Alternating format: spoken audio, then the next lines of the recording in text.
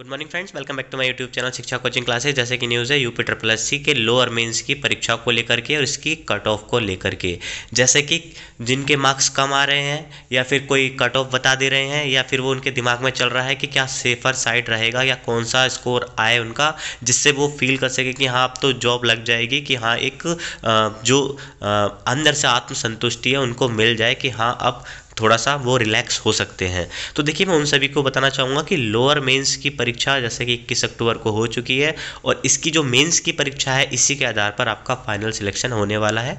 जैसे कि पोस्ट आपको पता है 672 थी और जैसा कि आप जानते हैं आप सभी कि इसमें जो तैयारी करने वाले स्टूडेंट हैं, ऐसा नहीं है कि मैं एक एज ग्रुप को आइडेंटिफाई नहीं कर पाऊँगा, पर मैं ये बता सकता हूँ आपको कि इसमें आपका चाहे एक 22 साल का लड़का हो, 26 साल का हो या 35 साल का हो या 40 साल का हो, या लड़का हो या लड़की हो या पुरुष हो या महिला हो, तो देखिए इसमें सभी कैटेगरी के आए हुए थे। हालांकि कुछ पीसीएस के कैंडिडेट थे, कुछ एसएससी के कैंडिडेट थे, कुछ बैंक के कैंडिडेट थे, कुछ रेलवे के कैंडिडेट थे, मतलब हर तरीके से हर तरफ से पूरा इसमें कैंडिडेट छाए हुए थे। तो ये मान के चलिए कि इसका जो भी मेंस, जिन्होंने भी मेंस का पेपर दिया है, ये अच्छी खासी तैयारी वाले छात्र थे। तो हम ये नहीं कह सकते कि मान लिया इस पेपर का जो लेवल है उसको तो बात करेंगे कि इस पेपर के लेवल की बात की जाए और उन छात्रों की बात की जाए तो इसमें यूपीएससी का कैंडिडेट हो या पीसीएस का हो या लोअर पीसीएस का हो या सीजीएल का हो, एसएससी का हो या बैंक का, तो देखिए जो बड़ी बड़ी हैं, तो बड़ी बड़ी पोस्टों के लिए तैयारी करते हैं जो बड़े बड़े आयोग हैं, तो देखिए जनरली एक मेरा ओवरव्यू आपसे यही कहने का है कि कट ऑफ इन सभी फैक्टरों को ध्यान में रख कर के ही हाँ कोई भी जो चाहे मैं बताऊं या कोई और बताए वो इसी आधार पे बता सकता है। जनरली हम देखते हैं कि जो रिटन एग्ज़ाम होते हैं, लिखने वाले होते हैं, उनकी जो कट ऑफ रहती है 50% पे ही रह जाती है वो।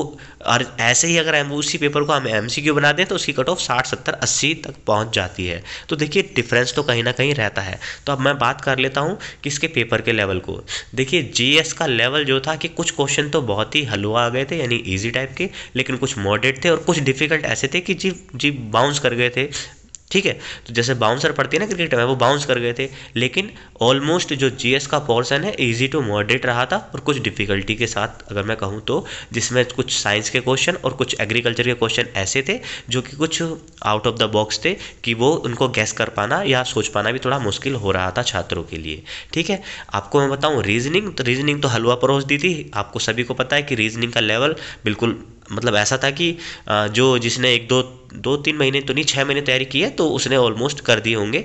मैथमेटिक्स का लेवल अच्छा था। मैथमेटिक्स के क्वेश्चन इतने ज़्यादा तो नहीं कहूँगा कि बहुत ज़्यादा ऐसे थे कि आउट ऑफ द बॉक्स थे, लेकिन ऐसे क्वेश्चन थे कि जिनका मैथमेटिक्स, जिन्होंने बैंक और एसएससी की तैयारी की है उनके लिए दिक्कत नहीं होने वाली थी, उन्होंने ऑलमोस्ट कर दिया होगा पेपर। ठीक है, हिंदी का लेवल आपने देखा होगा, हिंदी भी ऑलमोस्ट ठीक थी, ऐसी नहीं थी कि मान लिया उसको हम बोल दें कि रॉकेट साइंस बना दिया हो कि बहुत ज़्यादा डीप घुस गए हो। तो यानी कि ओवरऑल इजी टू मॉडरेट के लेवल में मैं कहना चाहूँगा, यानी पूरा पेपर इजी टू मॉडरेट रहा। डिफ़िकल्टी साइड में मान सकता हूँ कि 10 से 20% गई होगी, लेकिन जो ऑलमोस्ट तैयारी करने वाले छात्र हैं यूपी में पीसीएस वगैरह की ज़्यादा करते हैं और एसएससी की तैयारी ज़्यादा करने वाले होते हैं। तो देखिए मेरे हिसाब से जो कट ऑफ का एक अनुमान लगाया जा रहा है, हालांकि ये कट ऑफ आपके अनुमान से हो सकता है कि थोड़ी बहुत डिफर हो, लेकिन जो मैं बताने जा रहा हूँ कि ये जो आंकड़े हैं, जो मेरे साथ वाले दोस्त हैं, हमारी कोचिंग के छात्र हैं और भी हैं, तो उनके साथ एक एनालिसिस करके आपको बताया जा रहा है। तो मेरा अनुमान यह है कि मेरे सहपाठियों का और मेरे टीचर्स का जो साथ में है, तो देखिए अगर जर्नल का स्टूडेंट अगर उसके मार्क्स आपके 305 प्लस हैं तो वो सेफर साइड है। देखिए मैं सेफर साइड की बात कर रहा हूँ कि सेफर साइड, मैं ये नहीं कह रहा कि कट ऑफ ये जाएगी, लेकिन एक सेफ स्कोर मैं कहूँ तो 305 प्लस है तो सेफ स्कोर माना जाएगा एक जर्नल के कैंडिडेट के लिए। ठीक है दोस्तों, अगर मैं ओबीसी की बात करूं तो कुछ ज़्यादा कम नहीं, बस 5 नंबर का डिफरेंस मान के चलिए, 300 नंबर के आसपास ओबीसी कैंडिडेट रहने वाला है। ईडब्ल्यूएस कैंडिडेट की बात करूं तो 298 या 300 के पास ऑलमोस्ट मान के चलिए, 298 प्लस है तो या 300 प्लस मान के चलें तो वो सेफर साइड हो जाएगा। अगर मैं एससी की बात करूं, एससी के कैंडिडेट के अगर आपके मार्क्स 285 प्लस या 290 के आसपास हैं, 285 प्लस या 290, तो अच्छा खासा स्कोर रहेगा ये और उसका भी हो जाएगा। फीमेल कैंडिडेट की बात करूं तो फीमेल कैंडिडेट के 295 के आसपास या 290 प्लस 295 के आसपास स्कोर है तो ये अच्छा स्कोर माना जाएगा। 296 देखिए इसमें 2-4 नंबर का ऊपर नीचे हो सकता है दोस्तों, ठीक है। ऐसे ही एक्स सर्विसमैन है या डीएफएफ कैटेगरी के हैं तो उनका 250, 220, 230 हो सकता है, 210 तक भी चली जाए। लेकिन 200 प्लस में अगर उनके स्कोर हैं, 200 प्लस में स्कोर है तो कहीं ना कहीं एक अच्छा स्कोर माना जाएगा। भले ही सिलेक्शन 260, 270, अगर किसी का 250 प्लस में डीएफएफ और ये एक्स सर्विसमैन वाले हैं 250 प्लस मार्क्स हैं तो कहीं ना कहीं वो बहुत ही ज़्यादा जॉब के नज़दीक हैं, ठीक है दोस्तों।